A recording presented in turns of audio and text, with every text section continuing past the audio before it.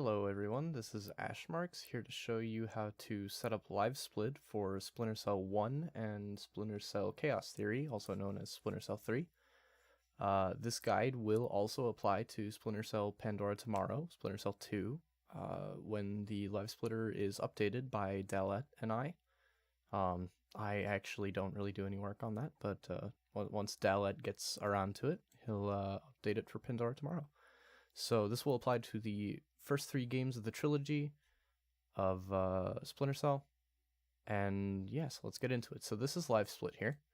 I just have the default, whatever, opened up. And first thing we're going to do is we're going to right click, go to edit splits, the first option here. And this menu will pop up. Now in this section, you'll enter in your game name here. So where it says game name, you'll type in Tom Clancy's Splinter Cell, not Splitter Cell. And you'll choose, whichever Splinter Cell that you're playing. So if you're playing the original, you'll just put in Tom Clancy Splinter Cell. If you're playing Chaos Theory, you'll put in Chaos Theory here. And if you're playing Pandora Tomorrow, it'll be right there. Now, I don't really have any correlation with Double Agent, Conviction, or Blacklist. But if those moderators would also like to do auto splitters for those games, I'd like them to feel free. For now, I'm just going to use Tom Clancy Splinter Cell, the first one. And you can see here that auto splitting and load removal are available by Dalette. Now, he uses something called Unreal Loads that he made himself. Basically, he ports auto splitting and load removal to Unreal Engine games. Tom Clancy Splinter Cell games are Unreal Engine, therefore we use his services there. So right now I have it activated, but it's going to look like this when you start up. Obviously, you can add your splits here, name them whatever you want, and first split, second split, third split, all that great stuff. And to enable auto splitting and load removal, you click activate here, and then you go into the settings. This is very important, this window over here. So we have automatic start, automatic reset, automatic split on map change. We have these options here. These two actually don't currently work. Automatic start and automatic reset don't work with the Splinter Cell series. What you do need to have ticked, however, is you need to have automatic split on map change ticked. Okay? What that does is allows you to split between your levels. So say you want to split at the end of training. Well, you can have a split so that it's that it actually splits at the end of training.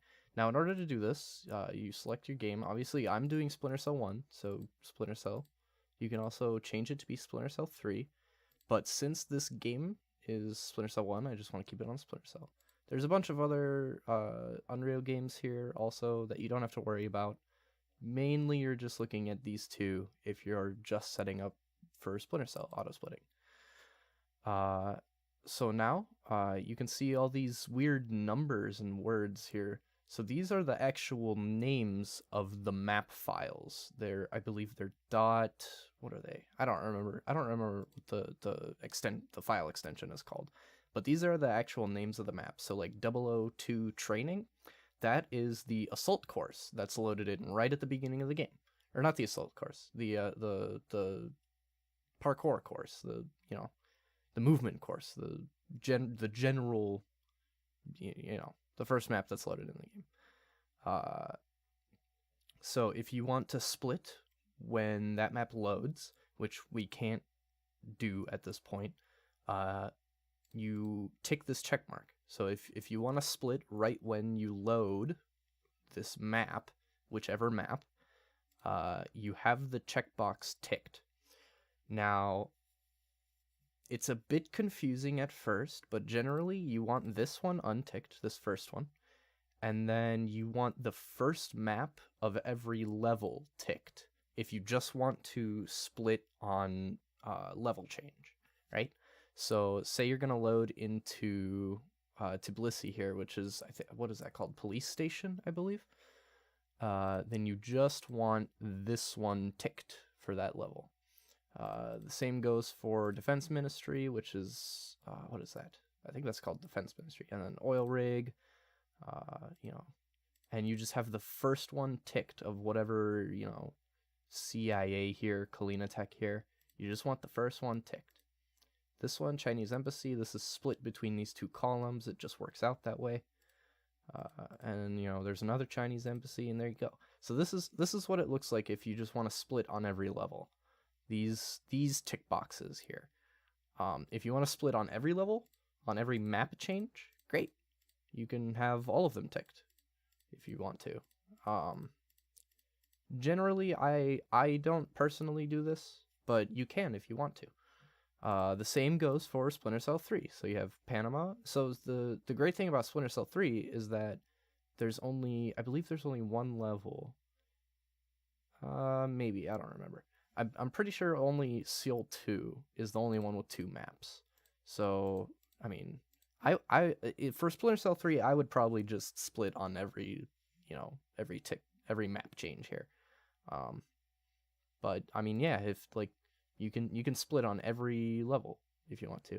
I believe Splinter Cell 3 also includes the multiplayer maps here. So I'm pretty sure there are also the multiplayer maps in this pool. I don't remember if that's true, but I'm pretty sure that's true. Yeah, I don't see any evidence to the contrary. Yeah, because, what is it? I'm pretty sure Nuclear Plant is a multiplayer map. I believe. I haven't been in touch with the community for a little bit, but so yeah, I mean that's really all there is to it. You have to go into this settings dialog in order to choose which maps you want to split on, and you must make sure that this is ticked. Other than that, it's just setting up your splits and using live split like normal. I mean, push your button and you got all your all your live split functionality. If you want, I have a layout that, that's not even the correct layout. Huh, interesting. Oh no, that is the correct layout. Yeah, I have a layout that is literally the picture. It's like supposed to be up here. Yeah, you can see kind of how it lines up because I always put my splits up there. But yeah, you can make it look all pretty and however you want it to look, and it's all great. I have these extra things down at the bottom here. There's a bunch of different settings you can use in live split just by going into edit layout here and layout settings. See, this is where I put the image in, and there's a bunch of cool stuff you can do this for. It's a very powerful program. But yeah, I think that's probably gonna wrap it up. Just showing you how to use Splinter Cell auto splitting. It's just this dialog box here through settings. Yeah, you can put in your information.